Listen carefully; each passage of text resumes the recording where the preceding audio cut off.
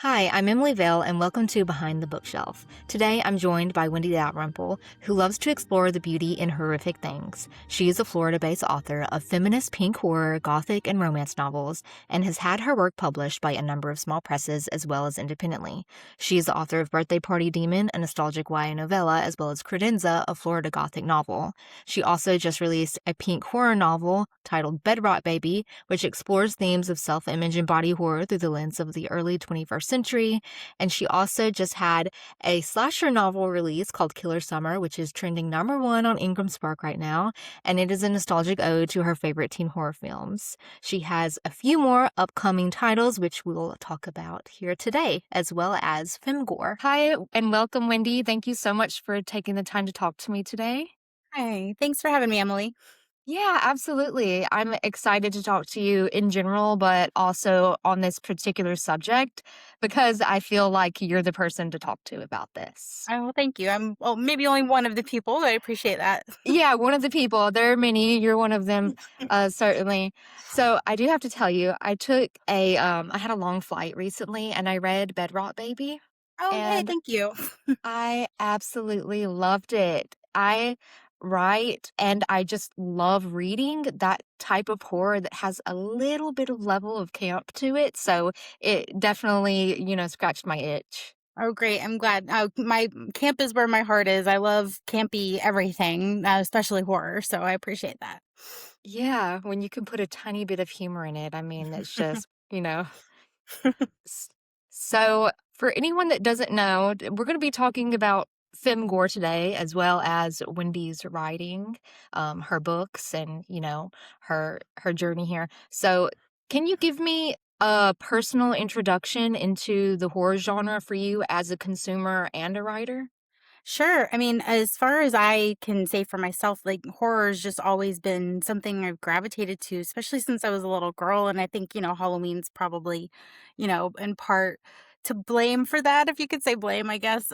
Just like I always looked forward to Halloween and dressing up and just that feeling that you get when you're just a little bit scared and things are spooky. That was always something that I gravitated to as a child. And so naturally, as a child of the late 80s and early 90s, I was like inundated with all sorts of horror media from the books that I read to the TV I watched. It was just something that was just ingrained in me. And I knew from a very early age that I wanted to be a storyteller. And that's just what came out of me. And so, I took a hiatus from writing fiction for a long time, like during college and while I was raising my older children while they were younger.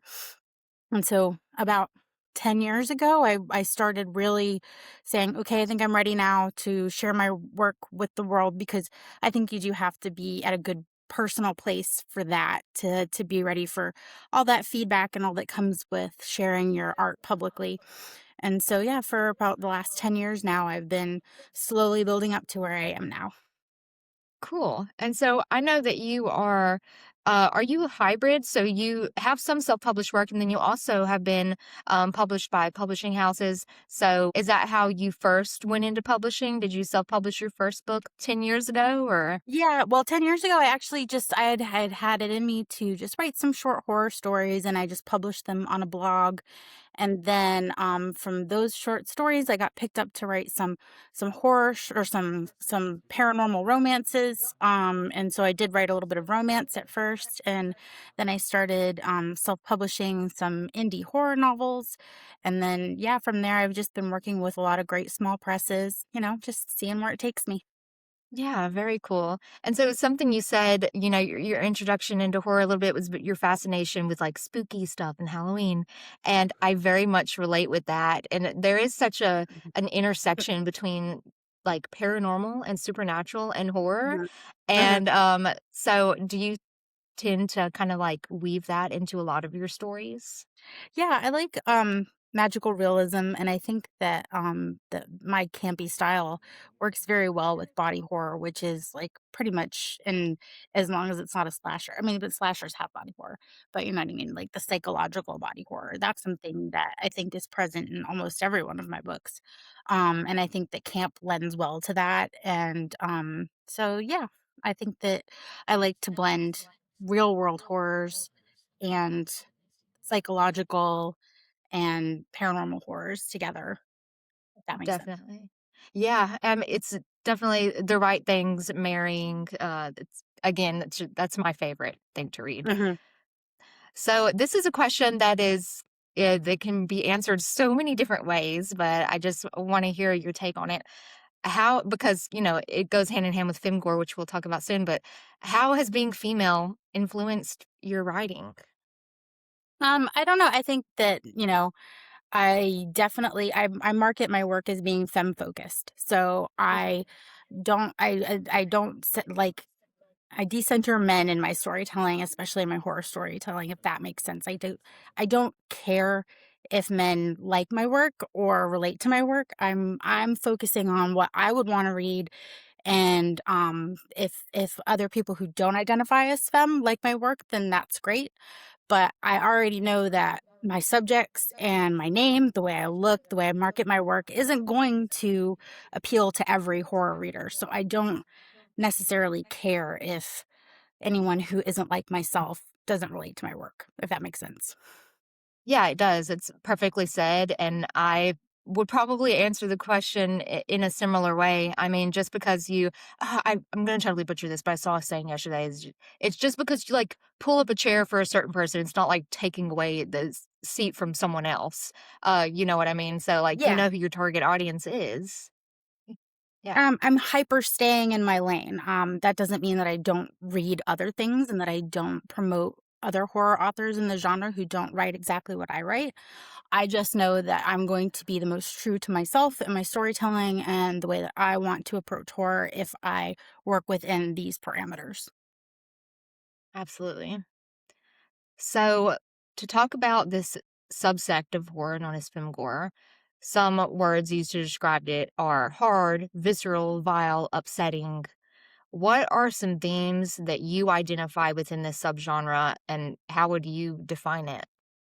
Yeah, well, like I said, body horror is big. It's my number one. I think that, I saw something recently. I think I just posted it to my story. Someone said that being a woman is body horror. Like it's just ingrained in our whole lives from when we're little girls to going through puberty. I'm right now going through perimenopause. If you are a birthing person, and you understand what it's like to be pregnant, to lactate, there's so many different things that happen with femme bodies and femme identifying persons that are body horror. And so, when I talk about pink horror and why I write that way, and when I talk about it that way, it's because usually the horrors that I write about manifest as a result of the horrors of being a woman. So, for example, I like to use the perimenopause werewolf. Like my body feels like it's changing out of my control. I feel like I want to rip off my skin.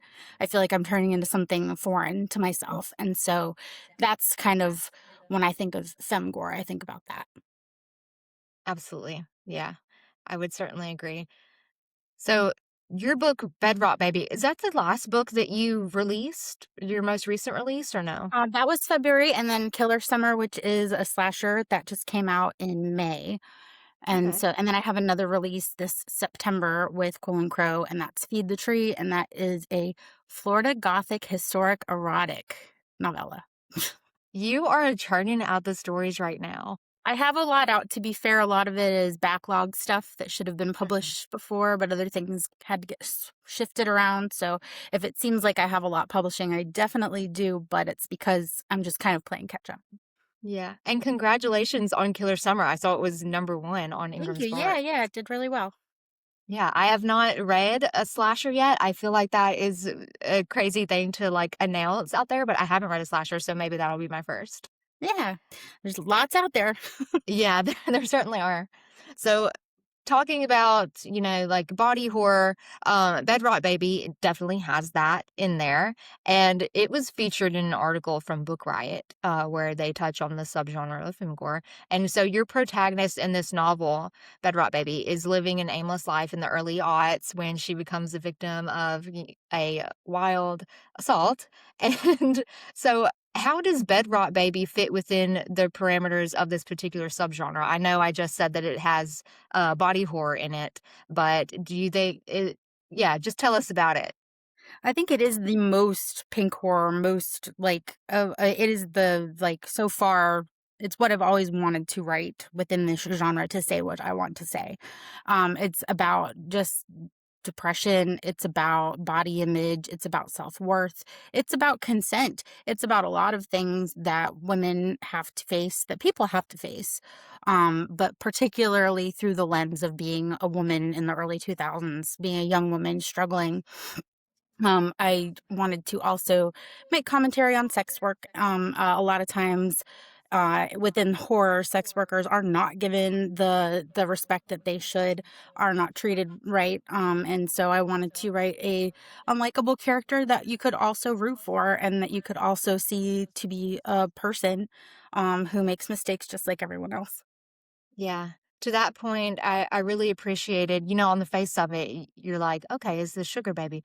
And then when you start reading it, you get to sit, in the front row and see like her performance. And then you also get to see her back at her apartment. And so I really did like seeing both, and, that these people in real life doing the sex work, they are putting on a performance, and they're real people just like anyone else. And so I did like that commentary, that social commentary there. Yeah, and commentary on capitalism, because why are people doing these things? They're doing them because they because of capitalism. We all have to Mhm. pay our rent, we all have to get groceries. Absolutely.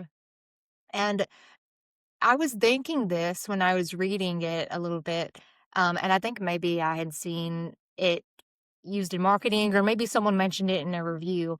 Um, Death Becomes Her. Was that like in the back of your mind, any type of inspiration? Is that a favorite film of I mean, yours? absolutely, the camp of that. I mean, there were so many things that inspired this. Honestly, the picture of Dorian Gray. This was my intent was to do a pink horror Y2K version of that, my own interpretation of that. The movie The Witches was a big inspiration, or the book as well. Just like there's, if you look through, you can see a lot of different Mhm. inspirations. I also wanted to create my own kind of paranormal monster and lore. Like, I don't know that there's a point to writing a vampire or a zombie or a werewolf and following the rules anymore in 2026 without making it your own. I think that I prefer to read stories where if you have XYZ creature, it's got a new spin on it. Yeah, absolutely. And even though, I could pick up these little things that could have possibly inspired certain parts, it was very original. At no point did I ever predict what was gonna happen with the antagonist. Um, yeah, and I loved everything about it. It was original, it was fresh, Thank you. and, when it started popping off and the things started happening, or, like, the supernatural power, I actually laughed out loud on the plane. I was like, Oh, "What the that's fuck?" awesome.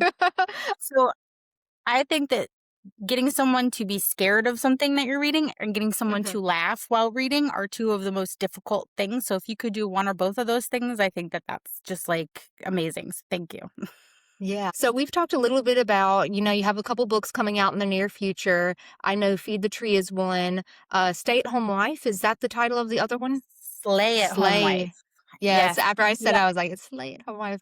Yeah, so that's out in April from One More Chapter. Yeah, it's along the lines of the trad wife horror phenomenon that's happening right now, but mine I think is a little more my flavor with the pink horror and the campiness. And I think that if you enjoy my other work, you'll definitely like this. Yeah. Feed the Tree comes out, Yes, and and then Slay Sanctuary. at Home Wife. Okay. So can you tell us a little bit about Feed the Tree, just like the blurb? So this is set in 1880s in the Panhandle in rural Florida. And we have a unnamed young woman narrator, similar to Bedrock Baby. She's alone and taking care of her ill father in in the scrub brush forest and near the swamp near in Florida. And her fisherman boyfriend, her secret fisherman boyfriend, passes away. And so she finds out that there's a witch in the swamp that if you bring her a gift, she will grant you a wish. And so she makes an impossible wish and has to pay a horrible price. And so that's the gist of it. It's a little more sexy than some of my other stuff. So if that's not something you're into, then you won't enjoy this. But it is important to the plot line. So take that for what you will. Yeah, I'm into it, the swamp witch of it all, and I'm all for a sexy read, so it sounds really intriguing. I want to talk a little bit about your inspiration for the settings in your book. You write like like Florida Gothic Yes. horror, right? So you're Yeah. from Yeah. Florida, born and raised, right? Mhm. Yeah, Okay. absolutely. Third generation Floridian, been here my whole life, been all over the state. And, I think that Florida gets a bad rap a lot of times for, good reason. But other times I think that people, they come here and they go to the theme parks or they go to the touristy beaches, the touristy destinations, and they don't really know about everything else about the state. And it's a really it's a haunting and beautiful state. And I love I'm you might not know it from how I portray myself online, but I'm an outdoorsy person. I love camping, I love hiking, I love being on the water and being in nature. And I really love the landscape here. And so whenever I write when I'm intentionally writing something that I will market as Florida Gothic, the landscape, the trees, the animals, the weather, all of that is like a character of its own. And I think that that helps to create a really immersive experience and adds to the Gothic feel. Absolutely. So I'm from Louisiana and I write in that setting as well. So we have some similarities there. Ugh, I love Louisiana. Very at home in Louisiana in a lot of ways. We've been to quite a few places in Louisiana as well, and so I think that they complement each other, but they Mhm. have definitely a different vibe. Yeah.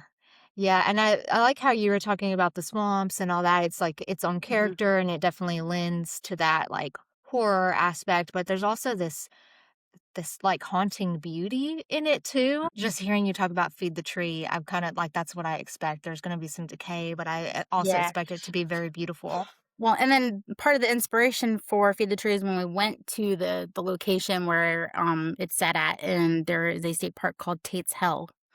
And the story behind Tate's Hell is that a man named Sebas Tate wandered into the swamp when he was hunting Florida panthers, and he came out 7 or 8 days later just delirious and starving and bedraggled and saying all sorts of crazy stuff. And so after that, they named the swamp Tate's Hell. And so, that was kind of part of my inspiration for that. Oh wow, interesting little tidbit. And when you were talking about that, the Panthers. So I know, like, Louisiana, we have our own cryptid is like the Rougarou, and so are were-panthers originated from Florida? Do you You know know, anything about that? I don't know. I know that we have the swamp ape down here, which is Okay, supposed to yeah, be a type of Yeti Sasquatch type of creature. And we have a few other ones, but yeah, I y don't think that. I mean, there might be. I'm yeah, not a cryptid girly. I think that they're fun, but I don't get into the lore as much as some people. yeah, that's not your thing as much. I'm gonna have to Google that after, and I'll let you know. How does a Wendy Dalrymple story start? What is the conception process like? Oh, a lot of times it's a glimmer of an idea where I'll see something and I'll want to make a commentary about it, whether it's something like socially happening, something that perhaps has happened to me in the past that I want to write about and through a horror lens. I'll think of a clever title sometimes, and R.L. Stein actually did this. This is something that he did. He would get a title and his idea would come from the title because it would just be like a great title and a great idea, and so then the story would come from there. But actually, the last 3 days I've been outlining my next project I'll be working on, and so I do that all by hand. I write out chapter by chapter synopsises. I'm definitely a planner, big time, and so a lot of times what I end up publishing is 75% of what my original outline was, and I'll add more stuff or change some things around during the drafting process. But I'll handwrite and my whole outline first and do a lot of pre-planning before I ever actually sit down and write. Yeah, I agree. I listened to this podcast. It's and I love it. But I listened to an episode yesterday, and it was saying to just like sit down and write. Don't have an outline. Just let it flood. And I'm like, no, I can't do that. I do very much Yeah. what you do. And to that point, everybody's process is different. But Yeah. yeah, I mean, outlining it, and you kind of you already know where you're Mhm. going and the themes and your title. I know that a lot of authors are so like they have no clue what they want their title to be until like the very end. But you always you so far have had that in your head in the beginning, right? Yeah, yeah. If my title changes, it's only because my publisher needed to change it for some reason. But usually, the Yeah. title is the same from the beginning. Yeah, I'm in awe of people that can just fly by the seat of their pants and just sit down and write. But I think that because I want to be prolific and I do have a lot of stories that I want to get out, being organized Mhm. in this way has been the most beneficial for me. Absolutely. So have you ever just thought of a cool title and like in the back of your head you knew the types of themes and the aesthetic and the atmosphere that was going to follow it, but did the title just like come up first and you're like, "Okay, I have to build a story around this." Almost every time. Yeah. Every time. Okay, wow, that's really cool. Hmm. Yeah, almost every time. I have a whole folder on my laptop of just stuff that I want to get to, like that they started out with an idea and a title, and like so I'll have my folder with each of the ideas, and it's just a matter of time to get to them. Yeah. So, this is a fun question. What is the last book that you read that you absolutely loved? Oh, I'm gonna say, gosh, I've finished Luke Dumas' Nothing Tastes as Good recently, Mm. and that was really good. And then I also read Yesteryear, which I know is divisive. I thought that if you like stories where the main character is absolutely unlikable, then you'll love that one. But those were two that I recently just flew through. Yeah, Well, it's good to hear that you flew through it. Yesteryear is on my book club for this month, and I haven't started it yet, but I've had so many people tell me that they loved it, and I'm all for a divisive read. I'm not somebody that gets, like, yeah, butthurt over anything. yeah. If you need to have a likable main character or even an unlikable main character that redeems himself in some way, then you're not going to enjoy your time with Yesteryear. But if you like hot messes like I do, then you'll Yeah. like Yesteryear. And, so, yeah, I like you said, there's so much, Trad Wife, or there's Mhm. Yesteryear and then Trad Wife by Sarah Toga Schaefer. There's some other titles called Trad Wife. So, Slay at Home Wife. Um, does that have the classic supernatural, kinda, like, twist that you're known for a little bit? No, this is a straight up slasher, but and definitely leaning into camp. I don't know if you've ever seen. I just had it. I'll come back to it. Okay. Serial Mom. Serial Mom. Have you ever seen Serial Mom? Oh, is that the one with, Matthew he played Scooby-Doo. Not Scooby-Doo, he played Shaggy. Matthew Lillard. Um, I don't know. It's Kathleen Turner. I think it was from the either late '80s or early '90s, but it's a Okay, very maybe I haven't. campy. So it's not quite along those lines, but a little bit. Okay, cool. So this is your 2nd slasher then, right? Slay at Home That'll Wife be would my be? second, yes, and I have Okay. another secret one coming that I can't talk Yeah. about yet. So, Right. And, Nothing Tastes as Good, that has also been on my TBR, and that one is very much body mhm, horror, right? mhm, absolutely. It's very much like Stephen King's Thinner, but in the Ozempic era. Okay, yeah. Oh my gosh, Ozempic, yeah, that is a horror story in itself. What is something about you that your readers may not know? I mean, I'm kind of an open book online. I don't think that there's much. I mean, like I was saying, I think maybe people might be surprised to know how outdoorsy I am based on Mhm. a lot of my very like, pink glittery femme girly posts that I make. I'm really not afraid to get my hands dirty. I love being outside. I love being in the outdoors. Yeah, so maybe that would be a surprise to some people. Yeah, but I think that's a good representation because, behind the pink glitter, there is a multifaceted person. So, do Yeah. you usually do, like, tent camping, or are you glamping? Yeah, yeah, and not on the ground. Not on the ground. We have a blow up mattress. I'm not totally crazy. But, yeah, like, it's funny because I was just talking to another friend about this recently, like, I'm scared of everything, I truly am, like, I'm a fraidy cat, but for whatever reason, maybe it's because I grew up as a Girl Scout camping, it became normalized to me, so, like, it does not bother me to be in the middle of nowhere with nothing between me and the elements but a sheet of vinyl.